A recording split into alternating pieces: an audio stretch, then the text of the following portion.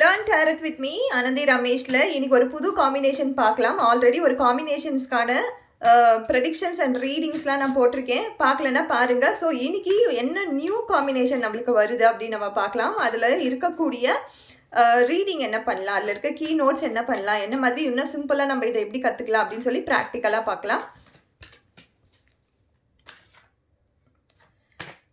So இந்த ஷஃபிளில் நம்மளுக்கு கிடைக்கக்கூடிய 2 கார்ட்ஸ் நம்ம எடுத்துக்கலாம். ஸோ ரேண்டம் 2 கார்ட்ஸ் எடுக்கிறேன். இந்த 2 கார்டில் என்னென்ன வந்திருக்கு அப்படின்னு நம்ம பார்த்தோன்னா, ஒரு டெத் கார்டு வந்திருக்கு. ஸோ இது மேஜர் கார்டு. மைனர் ஆர்கானாஸ்லேருந்து கிங் ஆஃப் கப்ஸ் வந்திருக்கு.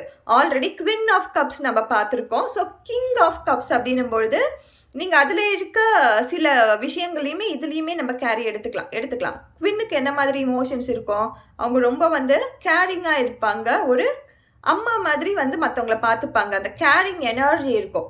அதே மாதிரி கிங்குனா எப்படி இருப்பார், ஒரு எல்லோருக்குமே அத்தாரிட்டி கொடுக்கக்கூடிய பர்சனாக இருப்பார். எதனா ஒரு செயல் செய்யணும்னா இவர் சொன்னால் செய்வாங்க. ஸோ நம்ம வீட்டில் அப்பா எப்படி இருப்பாங்க அந்த மாதிரி ஒரு பொசிஷனில் இருப்பார். பொசிஷனில் இருந்து எல்லோருக்குமே நல்லது செய்யணும்னு நினைப்பார். கிங் யாருக்குமே துரோகம் செய்யணும்னு நினைக்க மாட்டார் இல்லையா? ஸோ நம்மளுக்கு அதே எனர்ஜி தான் இருக்கும். இந்த பர்டிகுலர் பர்சன்கிட்டையும் ஒரு டாமினேஷன் இருக்கும் முக்கியமாக. அப்போது இமோஷ்னல் டாமினேஷன்ஸ் அங்கே இருக்கும். அதே மாதிரி இமோஷ்னலாக அவர் ரொம்ப ஸ்டேபிளாக இருப்பார், ஸ்டெடியாக இருப்பார். நம்ம அப்பா கிட்ட போய் பேசணுன்னா நம்மளுக்குலாம் ஒரு பயம் இருக்கும் இல்லையா? அதே மாதிரி தான் இவர்கிட்டையும் ஒரு பயம் இருக்கும் மற்றவங்களுக்கு. அதே மாதிரி இவங்க ரொம்ப டாமினேட்டிங்காக இருப்பார், அக்ரெசிவாக இருப்பார் நெகட்டிவ் சைடில். ஆனால் உள்ளுக்குள்ளே ஒரு நல்ல ஒரு பர்சன். அதே மாதிரி இவர்கிட்ட நிறைய விஸ்டம் இருக்கும், ஒரு விஷயத்தை பற்றி தெளிவான சிந்தனை இருக்கும். எல்லோருக்குமே என்ன பிடிக்கும் பிடிக்காது அப்படின்ற பகிர்ந்து கொடுக்கக்கூடிய ஒரு தன்மை இருக்கும். ஆனால் சில சமயம் நெகட்டிவ் சைடில் ரொம்ப டாமினேஷனில் இருக்கிறதால யாரும் இவர்கிட்ட வரமாட்டாங்க. ஸோ அது மட்டும் ஒரு கீ பாயிண்ட்டாக வச்சுக்கலாம். ஸோ டெத் கார்டுன்னு சொல்லும்போதே ஒரு டிரான்ஸ்ஃபர்மேஷன் கொடுக்கக்கூடிய கார்டு.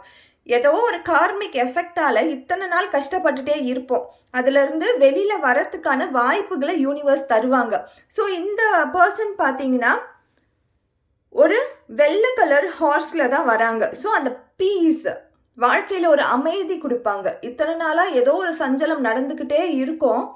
ஸோ அந்த டிரான்ஸ்ஃபர்மேஷன் இப்போது இந்த தருணத்தில் நம்ம லைஃப்பில் கொடுக்கறதுக்காக தான் இந்த டெத் கார்டு வந்திருக்கு. ஒரு ஓல்டு பேட்டர்ன் அங்கே பிரேக் ஆகுது. ஓல்டு பேட்டர்ன் பிரேக் ஆகி நியூ பேட்டர்ன் நம்ம வாழ்க்கையில் கொண்டு வரணும் அப்படின்னு சொல்கிற ஒரு கார்டாக இருக்குது. அதற்கான முழுக்க எஃபர்ட் நம்ம தான் போடணும். ஸோ பேசிக்காக இருக்கக்கூடிய விஷயங்களை சொல்லியிருக்கேன். நாளையிலேருந்து கீ பாயிண்ட்ஸ் பார்க்கலாம். தேங்க்யூ.